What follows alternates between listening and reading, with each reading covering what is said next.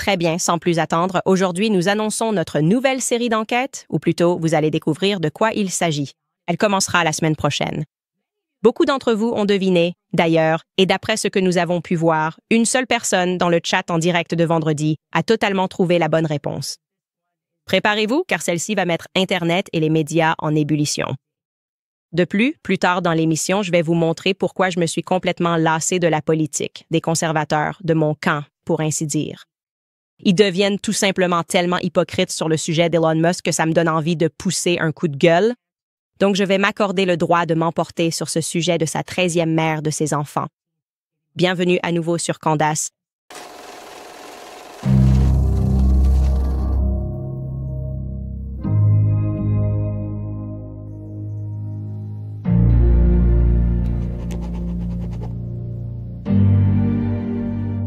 Eh bien, je ne sais vraiment pas par où commencer cette fois, si ce n'est en vous avouant franchement que j'ai gardé un très grand secret. Pas parce que je le voulais, je ne garde pas de secret à cause de contrats, d'avocats, de changements d'emploi, toutes des choses qui étaient bien au-delà de mon contrôle.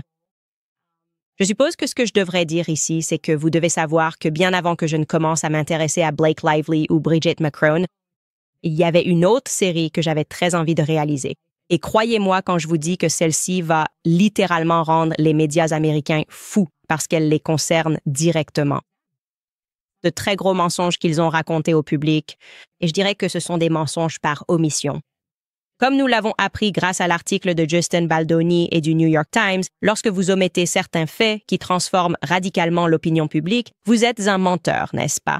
Il n'y a pas d'autre façon de le dire. Vous êtes intentionnellement couché. Il y a en fait une différence, selon le New York Times, entre dire que quelqu'un a fait irruption dans une caravane alors qu'une personne allaitait et omettre ensuite le fait que la personne a été invitée à entrer dans la caravane. Oui, ça change un peu les choses. Ce petit détail suffit à dissuader le public de croire qu'une personne est un harceleur sexuel ou un abuseur.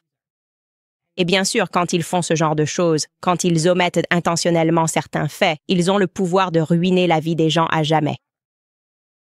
Eh bien, ce que je veux vous dire, c'est que j'ai eu des conversations avec quelqu'un qui autrefois était très puissant. Et je vais maintenant vous rafraîchir la mémoire sur la personne dont je parle exactement.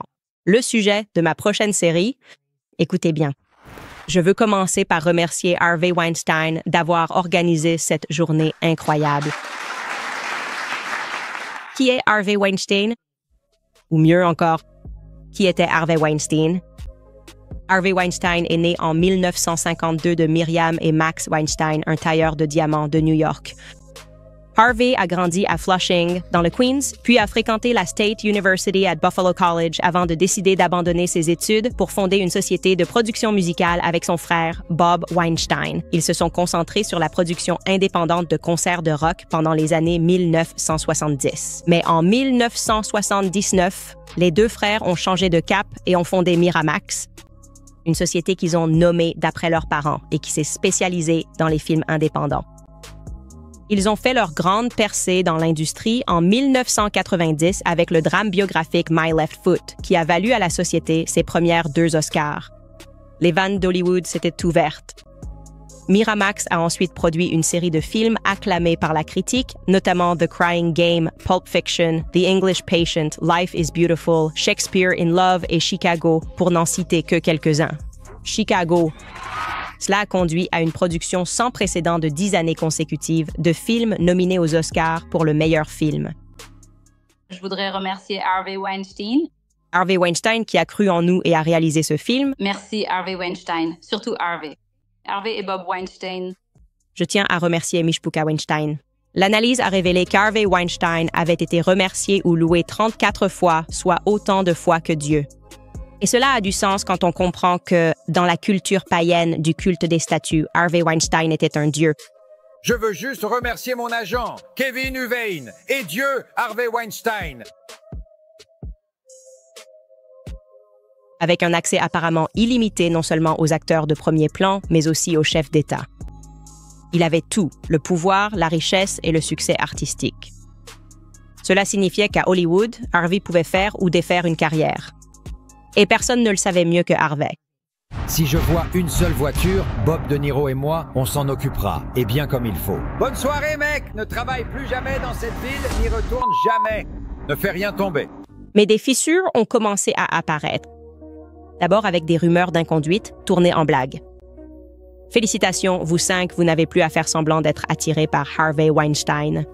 Bien sûr, Harvey avait érigé autour de lui un mur de pouvoir politique qui semblait impossible à percer, grâce en grande partie à ses actions philanthropiques, ainsi qu'à ses relations avec les principaux hommes politiques. Jusqu'à l'automne 2017, lorsque le monde de Harvey s'est effondré. Le 5 octobre, 2 journalistes du New York Times, Meghan Toohey, oui, cette Meghan Toohey, et Jodi Kantor, ont publié un article détaillant des décennies d'abus sexuels. Ce rapport a été suivi par la publication d'un article de Ronan Farrow dans le New Yorker. Soudain, plus de 80 femmes ont commencé à accuser publiquement Harvey Weinstein de les avoir agressées ou harcelées sexuellement. Les médias se sont emballés. Le mouvement MeToo venait d'être déclenché. En un clin d'œil, Harvey Weinstein a perdu son entreprise, son mariage et finalement sa liberté, troquant les tapis rouges contre les marches menottées. Les acteurs et actrices de premier plan ont fait volte-face. C'est juste ce furoncle vraiment horrible qui ne disparaît absolument jamais, quoi qu'il arrive. Hollywood a tourné le dos à leur cher Harvey. Mais le public a-t-il eu droit à la vérité?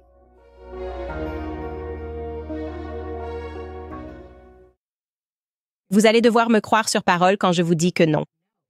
Le public n'a pas eu toute la vérité sur cette histoire, et l'affaire Harvey Weinstein est bien plus profonde qu'on ne le pense. Je peux vous l'affirmer sans hésiter. En fait, je suis fière de ne jamais croire les médias et d'aller toujours plus loin dans mes investigations. Mais je peux admettre que je me suis complètement laissé berner par le récit concernant Harvey Weinstein, surtout parce qu'avant tout, il y avait tout simplement trop de femmes. Non. Il y avait trop de femmes qui disaient toutes exactement la même chose. Pour être honnête, je ne savais même pas pourquoi il était en prison, ni qui, parmi les nombreuses femmes qui étaient sorties avec toutes ces allégations et accusations contre lui, avaient été celles, les 2 ou les 3, qui l'avaient réellement fait condamner. Je savais juste, quelque part au fond de moi, qu'il devait forcément avoir fait quelque chose, parce que plus de 80 femmes, comme je l'ai dit, c'est tout simplement trop. Et d'ailleurs, c'est un peu ça le but. C'est une stratégie médiatique très efficace qui est utilisée par les médias depuis les années 1930. Pour ceux d'entre vous qui sont dans le club de lecture, dans mon club de lecture, vous savez, l'un des livres que nous lisons est Hollywood Babylon. Et cela m'a vraiment ouvert les yeux sur le fait que quand Hollywood veut cacher quelque chose, ils inondent les médias avec tellement d'informations, tellement de possibilités différentes et tellement d'histoires que les gens ne peuvent plus réfléchir. Le public ne peut plus réfléchir. Nos esprits deviennent simplement encombrés et nous finissons par accepter tout ce qu'ils essaient de nous faire accepter. Je veux dire cela parce que c'est la partie la plus folle de tout ça. Harvey Weinstein et moi sommes bien sûr un duo extrêmement improbable, d'accord? Nous n'avons pratiquement rien en commun. Il est l'incarnation d'Hollywood et je déteste absolument Hollywood, vraiment. Il a donné des millions de dollars au cours de sa vie à l'ADL, l'Anti-Defamation League. Je suis littéralement sur la liste de l'ADL comme étant Adolf Hitler depuis l'année dernière, d'accord? Il a aussi donné à chaque candidat démocrate à la présidentielle et je suis une républicaine engagée. Donc, je veux vraiment que vous imaginiez lui et moi en train d'avoir des conversations à travers la ligne d'une prison. Je veux que votre imagination s'emballe vraiment sur à quoi aurait pu ressembler et sonner cette conversation. Et je veux vous en dire plus à ce sujet aujourd'hui. Il y a tellement de choses que je veux vous raconter sur ces conversations alors que nous commençons à développer cette série. Je le ferai. Actuellement, nous sommes simplement dans une petite période de blocage juridique. Mais il suffit de dire qu'il y a 2 ans, lors de notre première conversation, j'étais convaincue que Harvey Weinstein était coupable de quelque chose. Et pour être clair, Harvey Weinstein n'est pas Justin Baldoni. OK, quand vous découvrirez cette série, vous ne direz pas que Harvey Weinstein est mon cousin, kombucha. Non, rien de tout ça. OK, ce n'est pas un chiot qui s'est fait frapper par une bande de brutes. Harvey était un tyran qui, je crois, a peut-être marché sur les pieds d'un tyran plus gros, d'un réseau de tyrans, pour ainsi dire. Beaucoup de gens l'oublient, mais Hollywood aurait été fondé sur gangs. Et dans le cadre de cette enquête sur le mouvement MeToo plus vaste, j'ai parlé à des actrices, des chanteuses, des Backstreet Boys, etc., dont beaucoup pensent que le mouvement MeToo consiste en quelque chose qui s'apparente à un réseau criminel. des journalistes agissant comme des tueurs à gages, des cabinets d'avocats payés qui aident aux extorsions d'argent dans les entreprises, en fait une sorte de cartel qui opère au grand jour en utilisant un mouvement contre les abus sexuels, des abus pour arracher les droits d'édition et la propriété à certaines personnes. Alors, qu'est-ce que je crois aujourd'hui? Eh bien, nous en parlerons aussi dans le cadre de cette série, mais je crois que Michael Jackson a également affirmé quelque chose de similaire. Il a dit qu'il se passait quelque chose ici à Hollywood. Et il a alors été rapidement confronté à des allégations médiatiques, tellement d'accusations, trop d'accusations de pédophilie, puis à un procès très médiatisé, un procès pénal à ce sujet. Donc oui, je crois que les médias sont utilisés depuis plus longtemps qu'on ne veut bien l'admettre pour faire tomber certaines personnes ou entreprises pour des raisons qui ne sont pas immédiatement claires pour le public.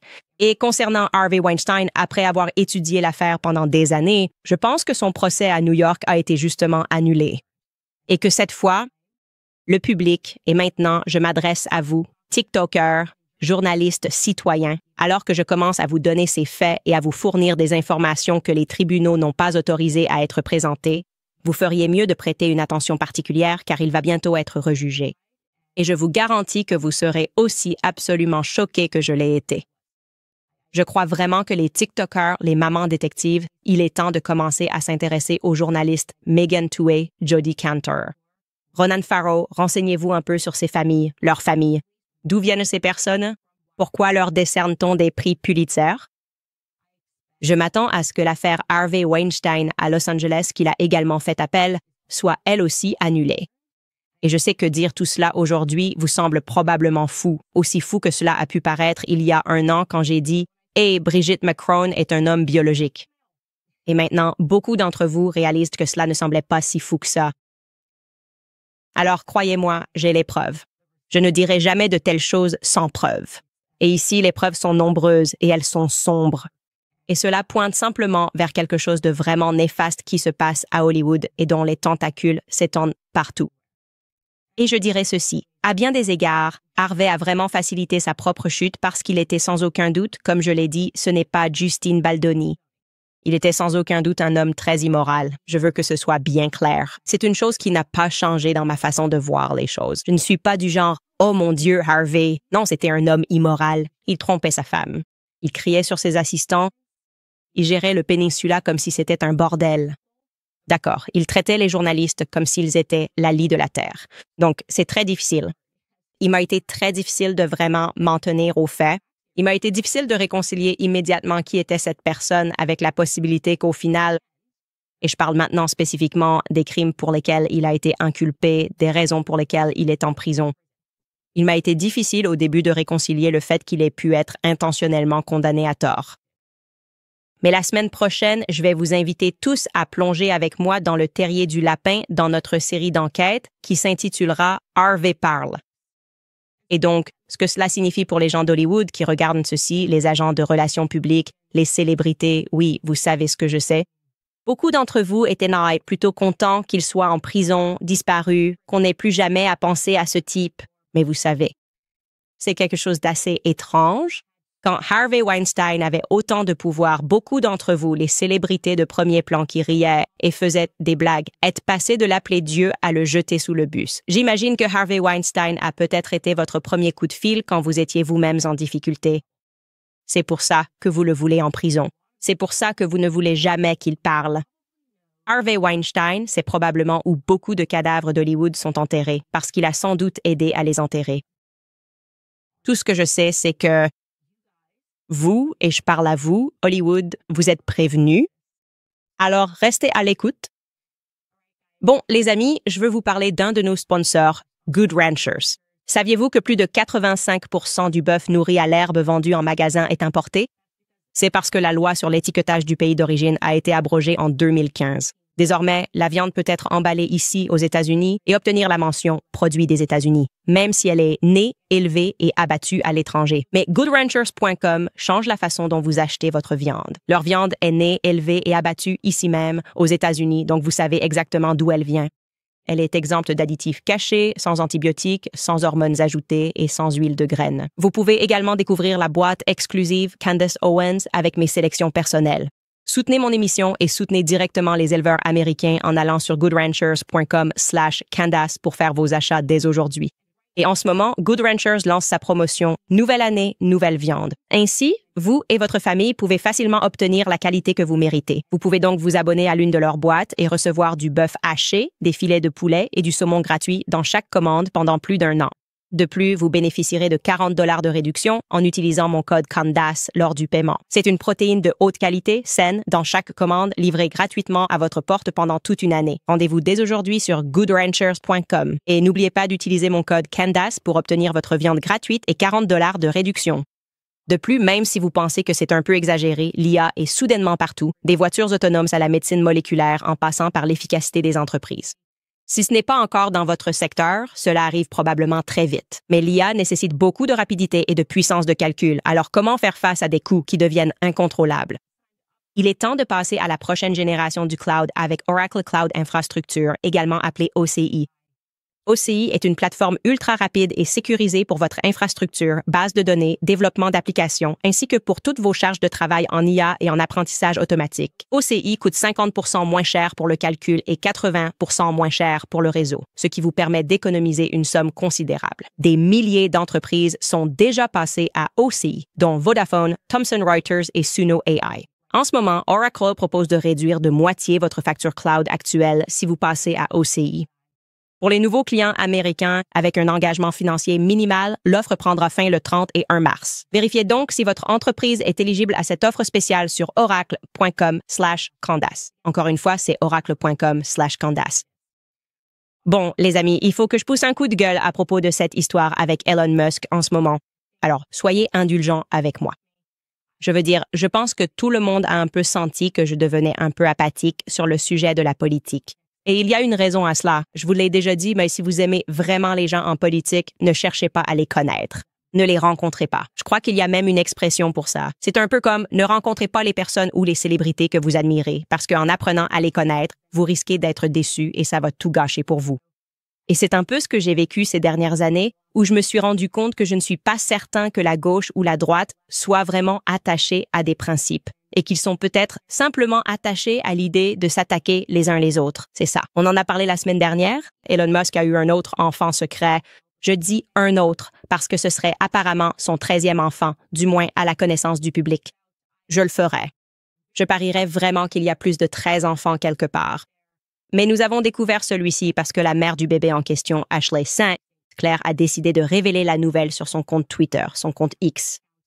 Et elle a affirmé que la raison pour laquelle elle l'avait fait, c'est parce que le Daily Mail fouinait, traînait dans son immeuble, mettant son enfant en danger. Et elle ne voulait pas, elle voulait que le public l'apprenne selon ses propres conditions. Et à mon avis, l'article du Daily Mail était très intrusif. Il n'y a aucune raison, même si vous révélez l'histoire, de raconter comment vous avez marché dans son couloir, parlé à ses voisins, décrit l'immeuble où elle habite et la voiture qu'elle conduit. D'accord, mais juste après cela, 2 jours plus tard, ou peut-être même un jour après, elle a publié un article ou collaboré avec le New York Post où il semblait y avoir un photographe dans cet immeuble chic de New York où elle vit.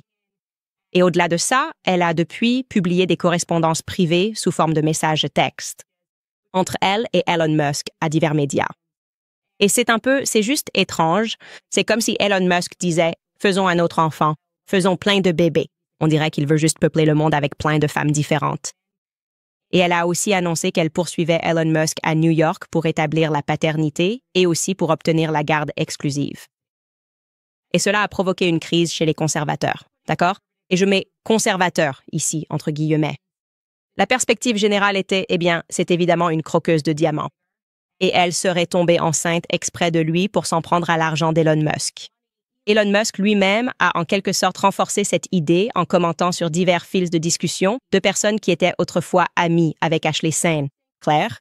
Et maintenant, ils partagent leur correspondance privée avec elle pour prouver que c'est une croqueuse de diamants et qu'elle avait en fait Elon Musk dans le viseur.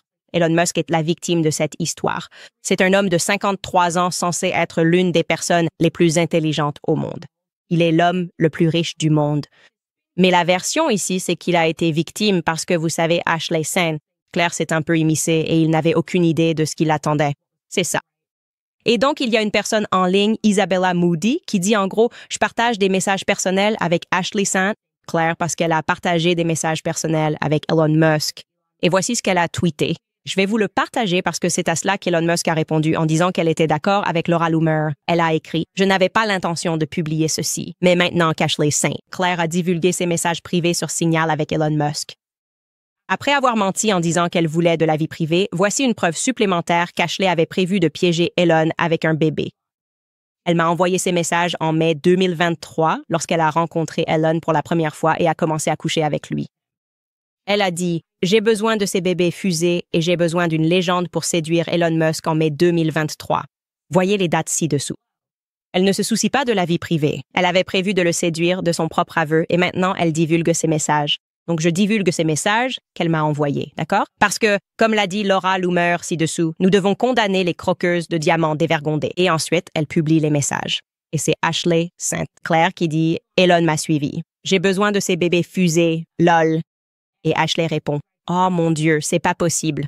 C'est trop génial. » Enfin, pardon, Isabella répond « Oh mon Dieu, c'est pas possible. C'est trop génial. » Et puis elle a écrit « Il a vu mon tweet sur l'alunissage à 1000%.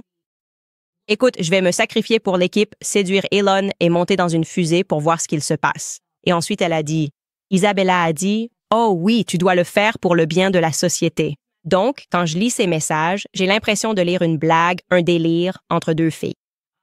Et d'ailleurs, je suis totalement coupable de ça. Jamais en parlant de coucher avec quelqu'un. Mais littéralement, le week-end dernier, il y a une personne qui m'a suivi sur Instagram et j'ai fait une blague à mon producteur et à mon ancien rédacteur en chef.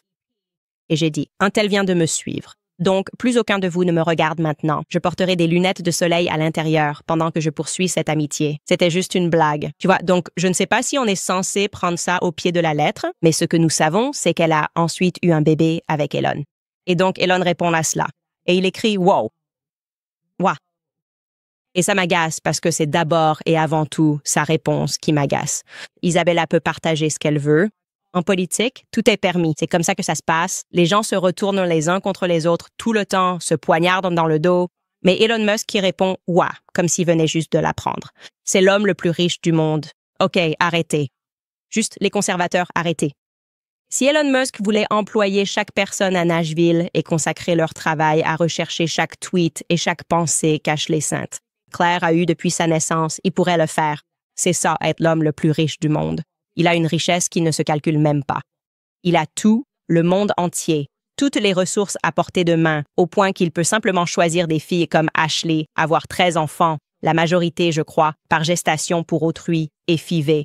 Et j'ai toujours dit depuis le début, avant que cette histoire avec Ashley Sainte-Claire n'arrive, j'ai déjà déclaré que je trouve problématique que les conservateurs l'aient transformé en super-héros. La façon dont il mène sa vie personnelle va à l'encontre de nos valeurs familiales. Mais je veux dire que parce qu'Elon Musk a beaucoup d'argent et que tout le monde veut être autour de lui parce qu'il est proche de Trump, alors tout le monde va simplement abandonner ses principes familiaux ici et faire semblant d'une manière ou d'une autre qu'il est une victime dans cette histoire. Non, ce n'est pas une victime. C'est un homme de 53 ans. Je vais supposer qu'Elon Musk sait comment on fait des bébés. OK, alors, wow, je n'en avais aucune idée. Ça me paraît juste faux. Ça semble mesquin. Ça semble faux. Et c'est ridicule que tu t'enfonces là-dedans, surtout quand tu as 13 enfants dont on est au courant. Tu sais comment on fait des bébés, Elon, d'accord? Donc, il est tout à fait plausible, écoute-moi bien, que tu n'aies pas besoin de prendre parti pour Ashley ou pour Elon Musk. Ce serait la chose la plus authentique qui soit si tu reconnaissais des torts chez les deux personnages. Donc, ça ne me dérange pas que les gens disent « Oh, eh bien, elle a évidemment fait ça parce que c'est l'homme le plus riche du monde. » Ça me va. Elle n'est pas au-dessus de toute critique. Et elle s'est présentée comme une conservatrice qui défendait les valeurs traditionnelles. Donc, elle va forcément recevoir ce genre de critiques, mais faire comme si Elon était une victime. Vraiment? Et je parle de tout le mouvement conservateur qui essaie d'adopter cette position. Christina Pacha, si vous ne la connaissez pas, c'est l'ancienne directrice de la communication de la campagne DeSantis. Je crois qu'elle travaille toujours pour Ron DeSantis. Et il se peut qu'elle ait simplement, d'ailleurs, je ne veux pas lui prêter de mauvaises intentions là où il n'y en avait pas. Il se peut qu'elle ait posé cette question sincèrement, mais elle a tweeté ceci, d'accord?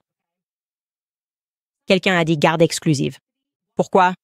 Christina écrit « Ce que je ne comprends pas, c'est pourquoi il est même nécessaire de demander la garde exclusive si son nom à elle est le seul sur l'acte de naissance. Ils n'ont jamais été mariés. Son nom à lui n'est pas sur l'acte de naissance. Il n'a pas reconnu la paternité et il n'y a pas de test de paternité.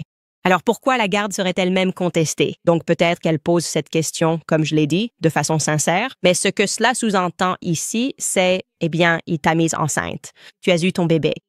Pourquoi dois-tu aller au tribunal et mettre son nom sur l'acte de naissance? C'est quoi cette histoire? Et donc, c'est là que je pense que les différences socio-économiques peuvent jouer, peut-être, parce que je n'ai pas grandi dans l'opulence. En fait, j'ai grandi sans richesse. J'ai grandi dans une famille où nous regardions Maury et Jerry Springer et voir les conservateurs essayer de faire face à cette situation est vraiment drôle. OK, parce qu'Elon Musk et Ashley Sen, clair, comme ce qui se passe entre eux, juste pour que tout le monde soit clair, c'est comme dans chaque épisode de Maury. OK, c'est chaque épisode de Maury. Ce sont deux personnes qui ne sont pas toutes les deux géniales. Ce qui veut dire que j'ai appris, dès l'âge tendre de 6 ans, qu'il ne fallait pas prendre parti pour Tyrone ou Michelle. Voilà. Donc, on peut regarder un vieux extrait de Maury pour ceux d'entre vous qui ne sont pas habitués à ce genre de situation. Écoutez bien.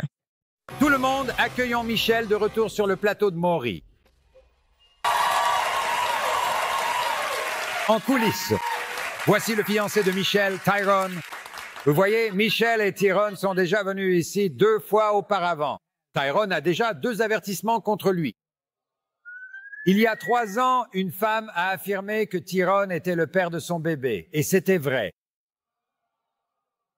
C'était le premier avertissement. Plus tard, ils sont revenus parce que Michelle pensait que Tyrone couchait avec d'autres femmes. Et c'était vrai. 2e avertissement. Et maintenant, ils sont de retour. Mais avant d'entendre parler du potentiel 3e avertissement, regardez leur dernière apparition.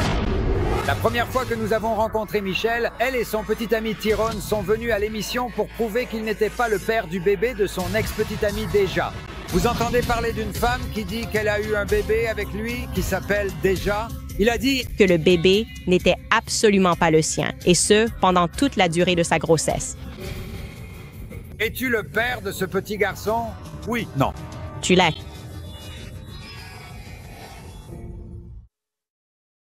Voilà, vous l'avez, les gars. Si vous voulez savoir ce qui se passe entre Elon Musk et Ashley Saint, Claire, c'est ce qui se passe, d'accord?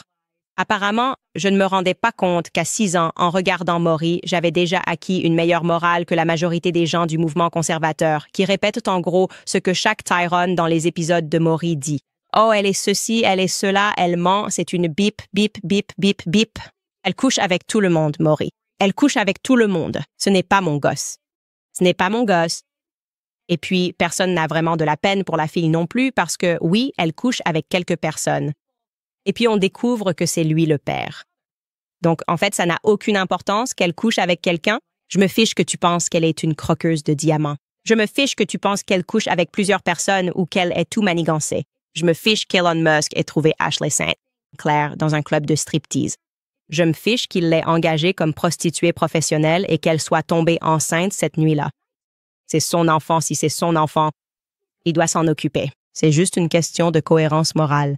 OK, ça m'est juste égal. Ça doit se régler devant le tribunal. Si elle a décroché le pactole, comme tout le monde le dit, ça n'a pas d'importance parce que Elon Musk est un homme de 53 ans. OK, qui a certainement eu la conversation sur les oiseaux et les abeilles. D'accord.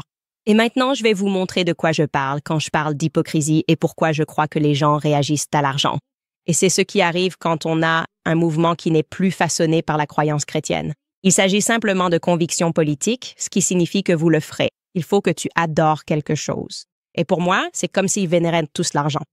Alors, souvenez-vous, je ne sais pas quel âge vous aviez, mais il y a eu une situation où Hunter Biden, d'accord, a mis une fille enceinte et n'a pas voulu reconnaître l'enfant. Et les conservateurs avaient une perspective totalement différente sur la question.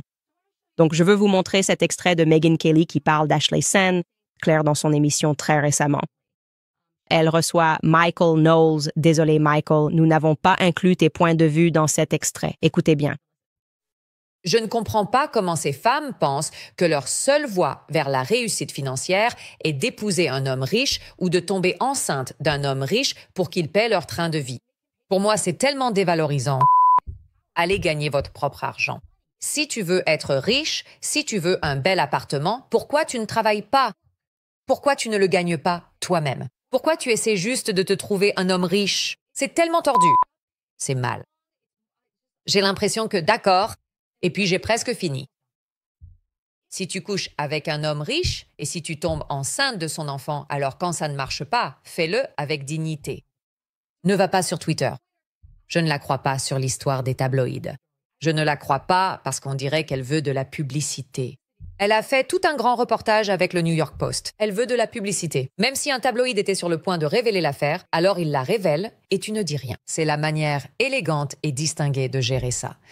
Elle semble vouloir l'attention et en même temps vouloir notre sympathie. Et j'ai vraiment du mal à la lui accorder. Mais elle n'a eu aucune difficulté à l'accorder à London Roberts, qui était la mère de l'enfant de Hunter Biden. Et pour être clair, quand cette femme est venue dans l'émission de Megyn Kelly pour faire la promotion de son livre, en parlant de vouloir de la publicité, elle a carrément écrit un livre. Et Megyn Kelly a promu le livre, a fait une lecture du livre que je vais vous montrer. Et non seulement cela, d'ailleurs, l'ancienne Megyn Kelly avait raison. Peu importe vraiment comment Hunter Biden a mis cette femme enceinte, elle l'a eue. Il doit reconnaître son enfant. Je me fiche de la puissance de ta famille, Hunter Biden. Tu dois reconnaître cet enfant. C'est donc incroyable d'entendre cette Megyn Kelly, puis d'entendre cette même Megyn Kelly parler des Biden et présenter cette baby mama qui va ensuite admettre que Hunter Biden était complètement défoncé, clairement. Quand il l'a mise enceinte et qu'elle était littéralement une stripteaseuse, alors écoutons simplement Megyn Kelly. Cette semaine, nous avons suivi le procès de Hunter Biden, accusé d'avoir acheté et possédé illégalement une arme à feu alors qu'il consommait de la drogue en 2018. Eh bien, cette même année, quelques semaines seulement avant qu'il n'achète cette arme, une jeune femme de l'Arkansas a donné naissance à son enfant, une petite fille. Pendant des années, Hunter Biden a nié être le père de Navy Joan Roberts, jusqu'à ce qu'un test ADN prouve le contraire. Après cela, Hunter Biden a finalement commencé à subvenir financièrement aux besoins de l'enfant pour ensuite revenir en arrière et demander à payer bien moins que ce qu'il avait initialement promis.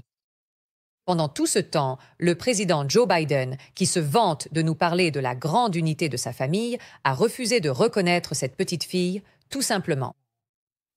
Après l'élection de Joe Biden à la présidence à Noël 2021 et 2022, les Biden ont décoré une cheminée de la Maison-Blanche avec des chaussettes brodées au nom de 6 petits-enfants, mais aucune chaussette pour leur 7e, la petite Navy. En fait, aussi récemment qu'en avril 2023, le président Biden a laissé entendre devant la caméra qu'il n'avait que 6 et non 7 petits-enfants. Mais l'année dernière, la mère de la petite Navy, London Roberts et Hunter ont conclu un nouvel accord. Et le président Biden a finalement reconnu Navy dans un communiqué publié tard un vendredi soir d'été. London Roberts sortira plus tard cet été un livre révélateur. Il s'intitule « Hors de l'ombre, ma vie dans le monde déjanté de Hunter Biden » et il est déjà disponible en précommande. Et c'est captivant. London me rejoint maintenant. D'accord, je voulais juste te montrer ça parce qu'on dirait qu'elle fait semblant d'être indignée par la médiatisation de l'affaire. Elle dit « De quoi étions-nous indignés avec Ashley Saint? » Claire, nous ne sommes pas indignés à propos de Hunter Biden. Je pense simplement que la réaction devrait être exactement la même. Pourquoi pas pour London?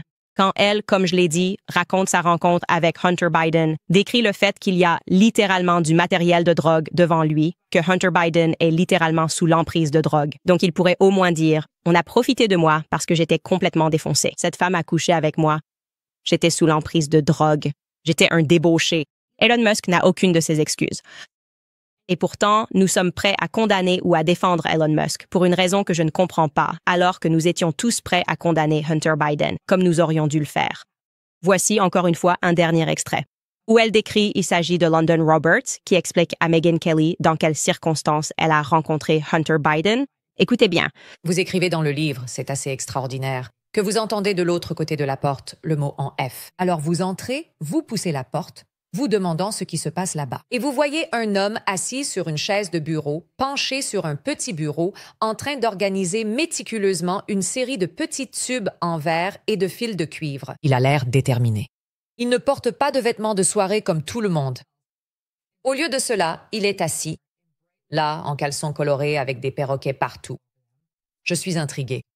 Il se tourne sur sa chaise et me fixe du regard. Son regard intense, les sourcils froncés, et les plus beaux yeux bleu-gris que j'ai jamais vus. C'est incroyable, Londres, de penser que cet homme que tu as rencontré à ce moment-là deviendrait le père de la petite Navy, ton unique enfant. Enfin, ton unique enfant du moins à ce moment-là. Alors, quand tu repenses à ce moment-là, qu'est-ce qui t'a poussé à rester et à continuer à parler avec cet homme que tu as rencontré en caleçon avec du matériel de drogue partout? Eh bien, comme je l'ai dit, j'étais intriguée. Ce type, on pouvait voir, et j'en parle tout au long du livre, de cette empathie que j'ai, tu sais, pour les gens et pour ceux qui souffrent. Et Hunter luttait à ce moment-là contre un démon, l'addiction. Mais il n'était pas juste, tu sais, un gars ordinaire. Il était tellement brillant, tellement intelligent et facile à qui parler. Et il a cette façon de te faire sentir que tu comptes. D'accord, on peut sortir de ça. Tu comprends ce que je veux dire ici. C'est ça qui me rend fou avec la politique. Et je n'ai rien de personnel contre Megyn Kelly, d'accord? Je pense qu'elle a changé d'avis sur plusieurs sujets, que ce soit quand elle était sur, je ne sais plus si c'était ABC, NBC ou Fox News. Et maintenant, elle semble revenir du côté de Trump. Tu sais, j'aimerais juste qu'il y ait un peu de cohérence à ce niveau-là. Et j'ai pris Megyn Kelly en exemple parce que c'était le premier extrait que j'ai vu. Passer en revue tous les discours des conservateurs sur la question de Hunter Biden et comparer leurs commentaires à ce qu'ils ont dit lorsqu'il s'agissait de Hunter Biden et de Joe Biden. Et Joe Biden n'a pas reconnu d'enfant. Et il était horrible. Est-ce que quelqu'un d'autre s'en prend à Elon Musk, au fait comme le père d'Elon Musk, et demande s'il l'a reconnu? Que Ashley Saint. Claire a eu un autre petit enfant. Je n'aime tout simplement pas les 2 poids 2 mesures. Et vous n'avez pas besoin d'avoir des doubles standards si vous ne courez pas après l'argent et l'influence, ou si vous n'essayez pas simplement d'être dans la même pièce que des gens que vous pensez puissants.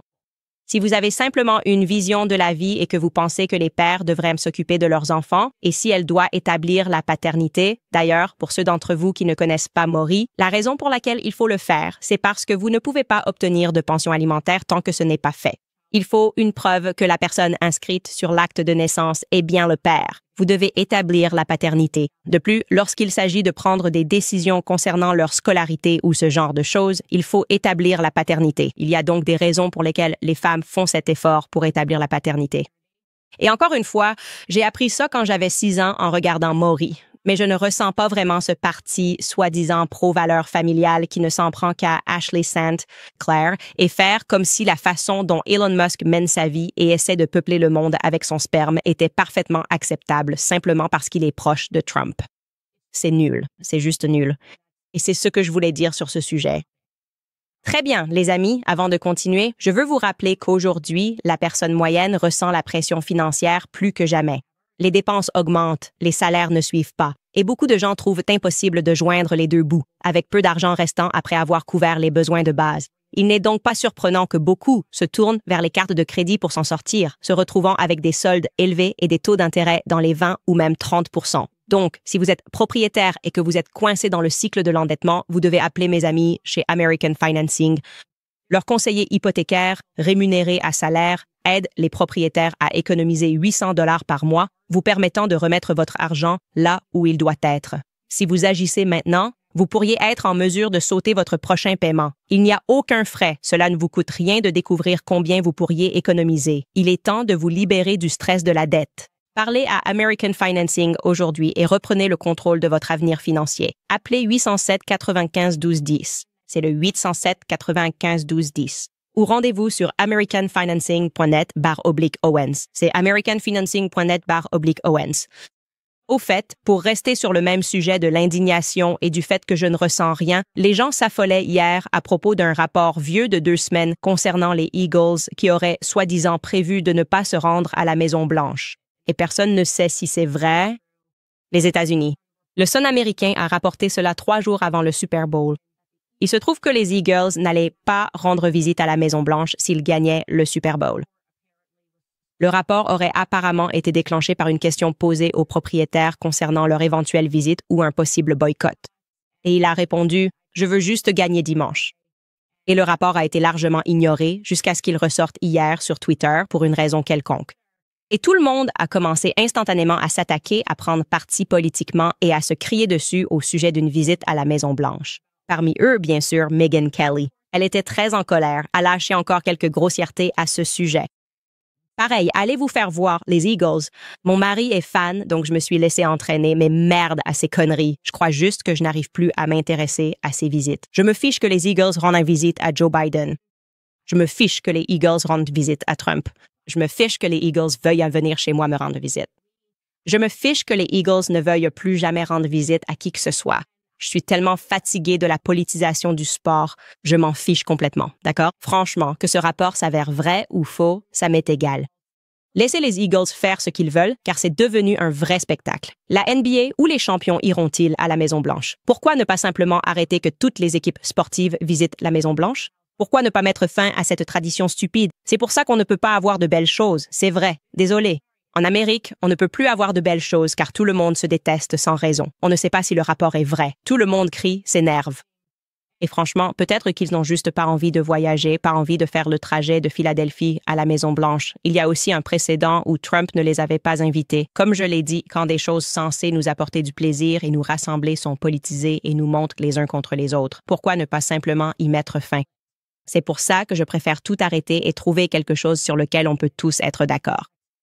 Et je pense que lorsque vous m'élirez dictateur des États-Unis, je veux que vous sachiez que je n'inviterai jamais, jamais aucune équipe sportive à la Maison-Blanche.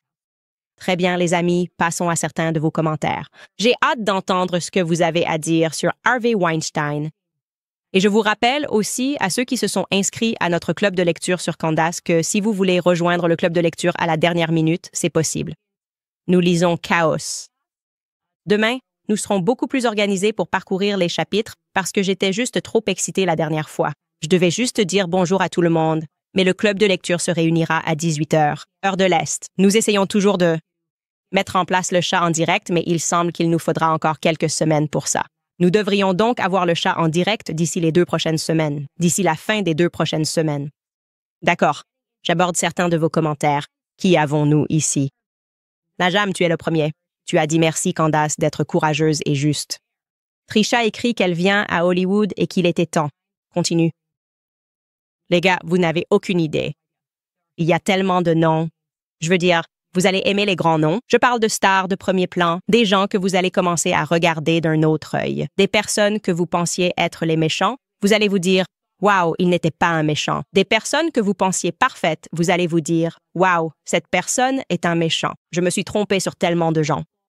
Et comme je l'ai dit, je traverse ça depuis presque 2 ans et je ressens très fortement tout ce que j'ai découvert. Et je suis aussi terrifiée par le système judiciaire. Je me demande s'il n'y a pas, vous savez, un réseau criminel à l'intérieur. Des tribunaux de Los Angeles et de New York, parce que même les faits de l'affaire, ce qui se passait dans la salle d'audience, ils ont intentionnellement choisi de ne pas en informer le public.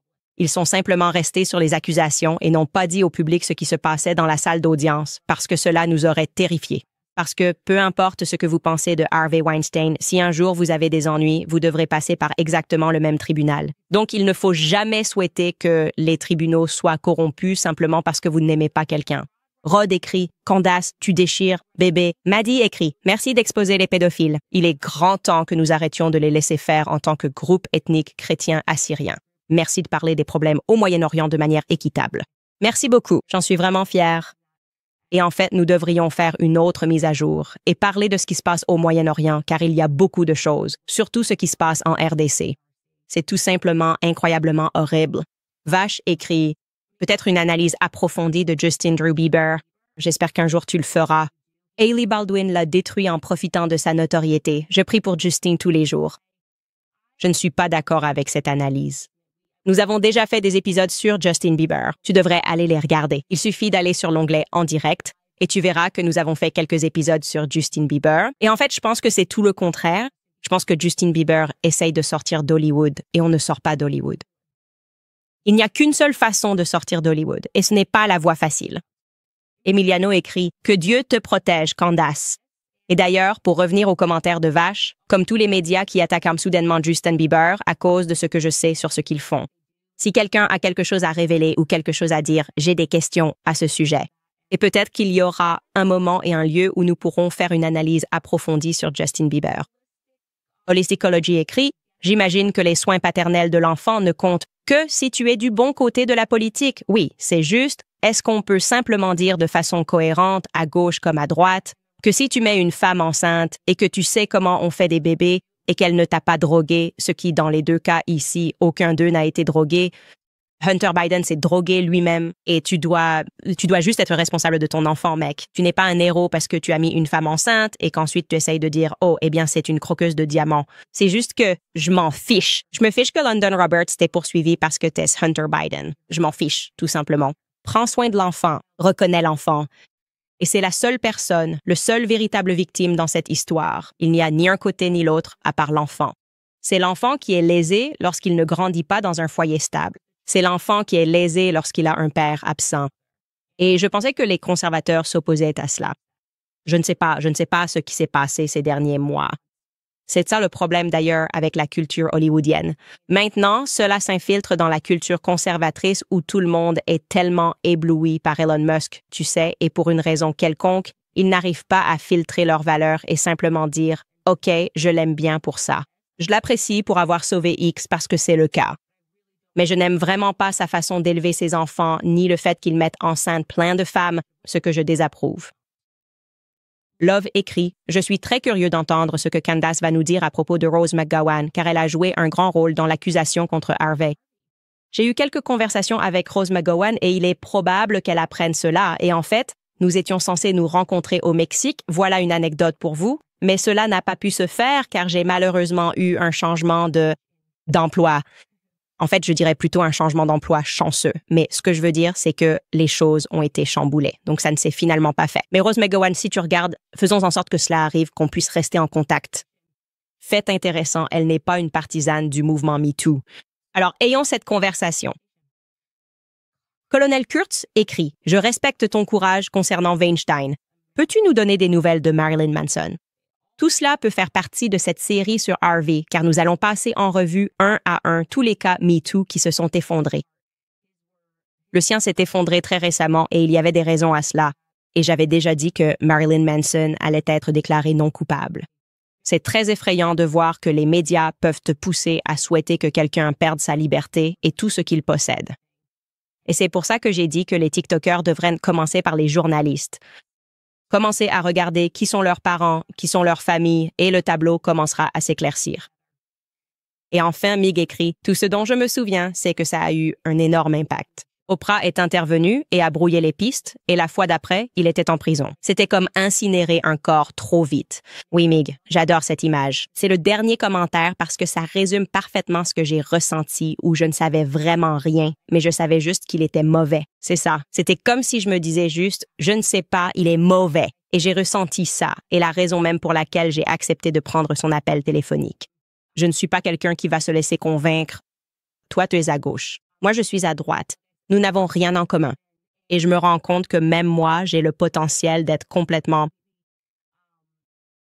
je suppose, sous l'emprise d'une sorte de sort jeté par les médias s'il y a tellement d'informations et que je n'ai tout simplement pas l'énergie de tout démêler. Et maintenant, j'ai cette énergie et j'ai hâte. Je vais aller voir des TikTokers. Je suis l'agent Steph avec les infos. J'ai un nouveau projet pour toi. Sois meilleur. Ouais, Marcos, si tu regardes, je vais tous vous embarquer là-dedans parce que vous étiez incroyables à regarder votre contenu et la façon dont on a tous réussi à traiter l'affaire Justin Baldoni. Et si tu pensais que c'était déjà beaucoup, attends de voir quand on arrivera au dossier Harvey. J'ai hâte de voir Harvey Speaks, les gars. Nous voulons soutenir notre travail. Évidemment, nous gardons la majeure partie de cette série entièrement gratuite. Rendez-vous sur CandaceOwens.com et soutenez-nous. Vous pouvez le faire en achetant mon nouveau livre, Make Him a Sandwich, que vous allez adorer et qui va décortiquer le mouvement féministe. Les gars, achetez-le pour votre copine. Si elle l'ouvre et qu'elle dit « J'adore », passez-lui la bague au doigt. Si elle ouvre le cadeau et qu'elle dit « Candace Owens », réfléchis à 2 fois. C'est tout ce que je dis. Réfléchis à 2 fois. Essaie de comprendre quelles sont vraiment ses valeurs. CandaceOwens.com pour en savoir plus, les amis. On se retrouve demain